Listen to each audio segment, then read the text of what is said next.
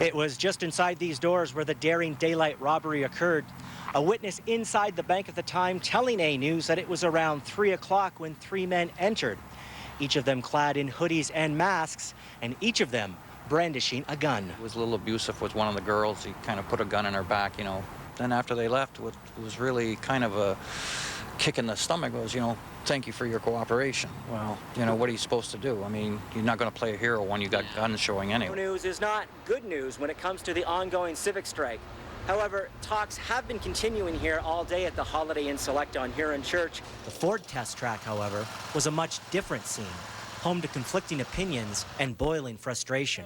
Call yourself whatever you want. All you're doing is putting a better title on it. A scab is a scab. You're doing someone else's job who was on strike. If it wasn't for the unions, there wouldn't be any social justice fund. The victim of the city's latest shooting has been laid to rest, with hundreds of people attending this afternoon's funeral service. In an exclusive story tonight, Mike Michalski of A News speaks with friends and family about the late Mohammed Youssef, who was only 23. They gathered to say goodbye Tuesday. It's wrong guy, man. And I wish they know, man. I mean, I would expect others, man, but not him. He's the guy who raised the kids. I mean, he take care of his mom, he take care of his sisters. It's the wrong guy. Police are on record as saying the two groups in question had previous encounters.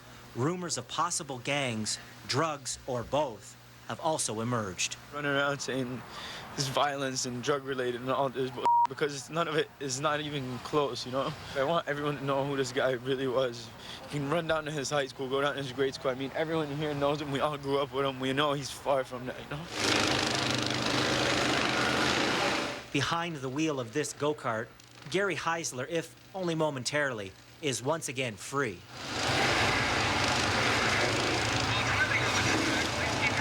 Diagnosed with Huntington's in 2001, a disease that slowly causes parts of the brain to gradually die, he has since suffered through memory loss, mood swings, and involuntary movement. He is also no longer permitted to drive, on city streets, that is. I like speed, so always have, right? That's right.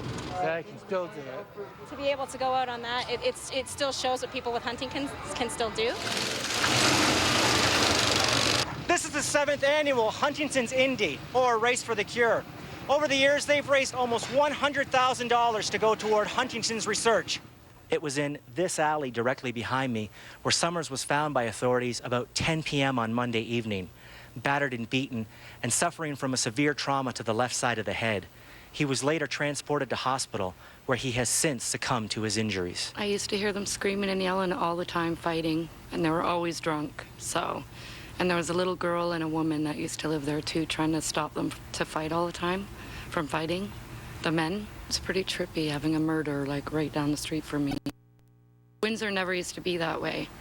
It's like it's getting worse and worse every year. I think everybody's going a little crazy around here. It's right like near my backyard, so it's kind of scary knowing that there's actually someone that would like hurt someone like that. Soleil has cerebral palsy and epilepsy. What they've done for her, just the care that she's receiving, has been phenomenal. This after the family alleges having a city-run daycare tell them they weren't able to care for Soleil without the family paying extra for a respite worker. These two situations run opposite to this published report, alleging that only city-run daycares are capable of adequately handling special needs children, and that it was the private centers that keep sending these children away. CUPE's Teresa Fracas, the woman who made the comments, said she was only relaying what families had told her. I don't have a problem with the way that it came across or the way that the paper put it out there or the fact that the private centers out there are upset because they're trying to save their livelihood too, right? When H.J. Heinz first set up shop here in 1909, it's interesting to note that the initial production lines did not feature the familiar ketchup that we've all come to associate with the plant, and instead featured products such as pickles, beans, and vinegar. It wouldn't be until the year after that the first familiar red-filled bottle would roll off a Leamington line. And on it back here at the parade, we're just about ready to get underway here. You can hear the bands tuning up, people bundled up here, ready for an exciting, always exciting Windsor Santa Claus parade.